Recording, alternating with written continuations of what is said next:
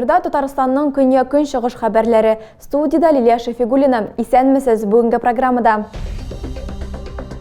Рухи һәм матди ярдәм. Әлбәттә, хәрбиләргә беренче кирәк-яраклар туплана. Азык-төлек, дарулар һәм хатлар. Хәрбиләр тагын нәрсәгә мохтаҗ? Хәтер мәңгелек. Лениногорскида Россия героена бюст ачтылар. Бу көнне Дамир Исламовка 26 яшь тулган булыр иде. Тантанага кемнәр килде? Һәр әбүнәче кадерлем. Шәһәр заводында хезмәт куйган Зәйле авылда почтальон һөнәрен үзләштергән. Бу адымга иратны нәрсә тәргән һәм ни өчен ул эшен ярата? Әлмәтләр өлеше мобилизация башланганнан бирле хәрбиләргә 100гә якын тартмадан торган йөк туплаган. Яшьләр үзәгендә урнашкан үзебезнекеләрне ташламыйбыз штабы волонтерлары халыктан консервлар, дару, кием салым һәм башка кирәк-яраклар кабул итә. Алар якынча 12 сәгатьлек график буенча эшлиләр. Көннәре иртәнге 8дә башлана һәм кичке 8дә тәмамлана. Волонтерлар иртәсе ничек уза? Антонина Барсукова штабка беренчеләрдән булып килгән. Нәрсәләр бик кирәк, ә нәрсәне өйдә калдыру хәерлерәк. Буларның барысында волонтерлар аңлата. Алар хәтта кичкенә экскурсия ясый. Некоторые, например, приносят одеяло, свитеры. Антонина Федоровнаның Украинада туганнары яши. Николаев өлкәсендә бер туганның балалары, Донецк өлкәсендә кияүнең абыйсы көн күрә. Соңгысы юкка чыккан. Ул Мариупольдә яши иде. Азовстальдә хезмәт куйды. Ул инде инсульт кичергән кеше. Хәзер лаеклы ялда. Шуңа күрә минем өчен һәр нәрсә якын, йөрәк аша уза. Через душу, через сердце все это проходит. Волонтерлар сүзләренчә, эшнең иң катлаулы өлеше нәкъ менә әйберләрне аралау. Бигрәк тә авыл башкарма комитетларыннан яки шәһәр оешмаларының пакетлар килгәч, кыен диялар. Иртәнге сменада Борисова һәм Лизунова Викториялар тир түгә. Штабта барлыгы 15 волонтер эшли. Алар көнгә 13 кешегә кадәр кабул итәләр. Еш кына ярдәм итәргә теләүчеләр төшке аш вакытын сайлый. Эштән соң килүчеләр дә байтак. Оешма һәм учреждение вәкилләре посылкаларын көн дәвамында китерәләр. Больше всего приносят, наверное, продуктов питания. Күбесенчә ашамлыклар китерәләр. Ботка, токмач, консервлар алып киләләр. Консервлар белән 30га якын тартма җыелды инде.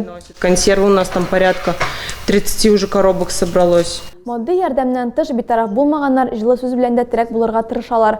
Штаб волонтерлары әлмәтләр, бакчага йөрүче сабыйлар һәм мәктәп укучыларыннан 200гә якын хат җыйган. Моральная поддержка очень-очень важна, потому что... Рухи ярдәм әлбәттә бик кирәк. Матур рәсемнәр җибәрәләр. Балалардан ихлас теләкләр алу бик күңелле. Такие искренние пожелания очень приятны. Һәрбер рәсем билгеле бер тартмага эләгә. Дару, консервлар, кием салым, хуҗалык кирәк-яраклары салынган савыт булсынмы, һәр иҗат өчен урын табыла. Дарулар арасында иң беренче урынны антибиотиклар һәм авыртуны басучы препаратлар били.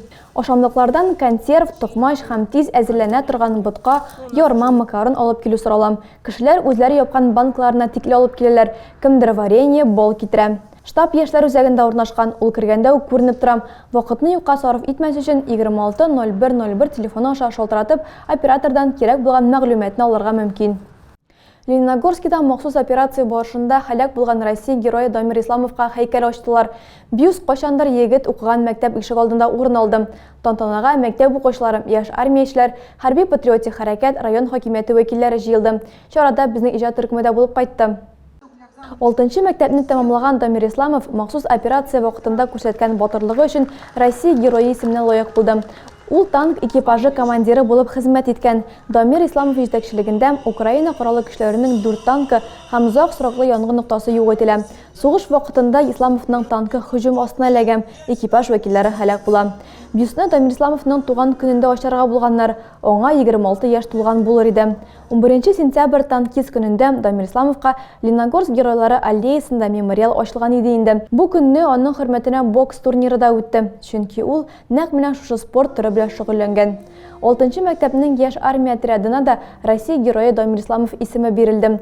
Уку йортында батыр егеткә багышланган почмак та бар. Мөгаллимнәр укучыларга сыйныф сәгатьләре үткәреп, алар барышында балаларда герой якташлар батырлыгы үрнәгендә патриотизм хиссе тәрбиялиләр.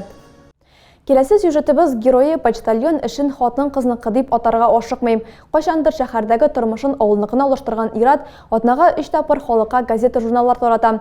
Һөнәре турында ул горурланып сөйлим. Хаташучы белән Адилә Борһанова танышып кайтты. Илшат Җәләевнең көне Бигеш авылындагы төп почта бүлекчәсендә газета-журналлар кабул итүдән башлана. Атнаның 3 көнендә Илшат абыяларны 10 чакрым ераклыкта урнашкан Югары Лужу авылына үз машинасында алып кайта. Хат ташучы булып эшли башлаганчы ул Зәй районы мәхәлләсендә мулла булып хезмәт куйган. Аннан Ярчалы шәһәренә күченеп китә. Билгеле сәбәпләр аркасында заводтагы эшен ташлап туган авылына кайтып төпләнә. Елдан артык шушы җирлектә хат ташучы булып эшли. Әнием сирле башлагач кайткан идем монда. Шәһәрдән эшне калдырып. Шуннан әни монда почтальон урыны бар дигәч, булгач монда эшкә кирдем почтальон булып эшләргә. Югары Лужу авылында 100-гә якын хуҗалык бар. Шуның 20-30-ы вакытлы матбугат алдыра. Хат ташучы Илшат Җәләевнең һәр йортта туганы килгән кебек каршы алалар. Жарар, пенсия булган шуй бит. Яңгыр, кар, буран дип тормый көтеп алган басмаларны вакытында әбүнәшегә тарата. Илшат Җәләевнең бурычы газета, журнал тарату гына түгел. Бигеш почта бүлегенең бүгенге көндә җитәкчесе юк. Шуңа күрә хәзер әлеге җирлеккә караган авыллардан хат ташучылар, газета, журналлар, коммуналь хезмәтләр өчен квитанцияләр, пенсия тарату белән мәшгуль. Шулай ук товар сату бурычы да аларга йөкләнгән. Аңа һәр әбүнәшесе кадерле һәм якын. Бу хезмәтнең бер авырлыгын да күрмим, киресенчә горурланып башкарам ди ул үзе. Хәзер вакытта хатын-кыз эшли торган күбрәк хатын-кызлар. Ләкин инде хатын-кызга да җиңел түгелдер дип уйлыйм. Анда сумка күтәреп йөрүләр. Илшат Җәләев кебек тырыш хат ташучылар булганда Югары Лужу халкы газета, журналларсыз тормас дигән теләктә калабыз. Адилә Бирханова, Александр Тимофеев, Денис Ипатов, Көньяк-Көнчыгыш хәбәрләре. Баулы җирлегендә имамнарга чыгыш ясау осталыгы буенча дәресләр оештырылды. Әлеге чарага Ютазы һәм Бөгелмә районыннан 40-ка якын имам килде. Аларны Казан дәүләт мәдәният институтының педагогика фәннәре кандидатлары, доцентлар чыгыш ясау осталыгына өйрәттеләр. Индир Сайфуллин дәвам итә. Ана шулай мотор итеп дәресләр, төрле әйберләр уздырырбыз, иншалла. Чара Баулы районының имам мөхтәсибе Әнвәр хәзрәт Хамитовның сәламләү сүзләре белән башланып китте.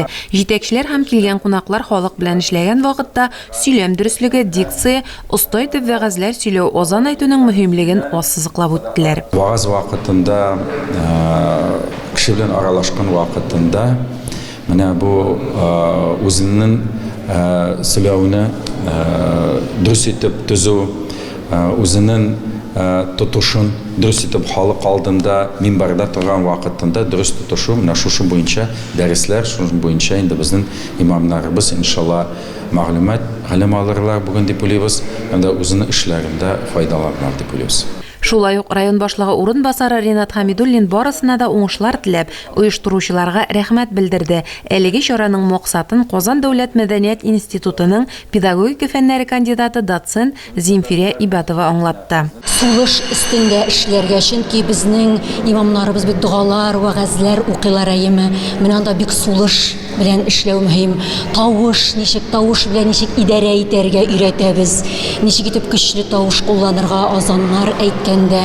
Шулай ук бик зур игътибар бирәбез дикция өстендә эшләүгә. Дөрес сөйләм буенча курслар кызыклы һәм җанлы аралашу белән үрелеп барды. Мондый чараларны тәҗрибә уртаклашуны имамнар сөенеп кабул итә. Мондый укуларның мен инде даими булып торуын теләр идем, чөнки югары квалификацияле көчле укытучылар, мөгаллимнәр килеп, бу ниндә безнең дәресләрне алып баралар. Без инде бу мондый дәресләрдә катнашуыбыз белән бәхетле дип саныйм мин үземне. Курсларны алып баручы мөгаллимәләр очрашуның һәр мизгелен кызыклы итәргә тырышты. Әлмәт районында яшәүче Бөек Ватан сугышы ветераны 98 яшьлек туган көнен билгеләп үтте. Анна Трофимова 1924 елның 15 октябрендә Тихоновка авылында туа. Мәктәпне тәмамлагач колхозда ат караучы булып эшли. 1943 елның маенда 18 яшьлек кыз үз теләге белән хәрби хезмәткә языла. Казанда белем алганнан соң Ефрейтор Трофимова Көнбатыш Белоруссиянең зенит артиллерия полкына килә, бирдә разведчик була. Анна Трофимова җиңүгә кадәр хезмәт итә. 1946 елда өенә кайтарга насыйп була. Күрсәткән батырлыгы өчен ханым күп бүләкләргә лаек. Фронтовикны туган көне белән котларга мөхтәрәм кунаклар килде. Здоровье как? У меня всегда хорошо дело. Анна Трофимованы Әлмәт районы башлыгы Тимур Нугуманов, Түбән мактама башлыгы Рамил Бадретдинов, ветераннар советы рәисе Владимир Яшанин, социаль яклау идарәсе башлыгы Рустам Гәрәев тәбрикләде. Татнефть охрана шәхси сак предприятиесе вәкилләре дә ветеранны кутладылар. Ханым пенсиягә кадәр биредә 14 ел хезмәт куйган. Фронтовик ханым киләчәк планнары белән дә уртаклашты. 2 елдан ул үзенең 100 еллык юбилейны да кунаклар чакырга ниятли. Тагы да күбрәк яңалыклар һәм тапшырулар белән безнең рәсми сайтыбызда таныша аласыз.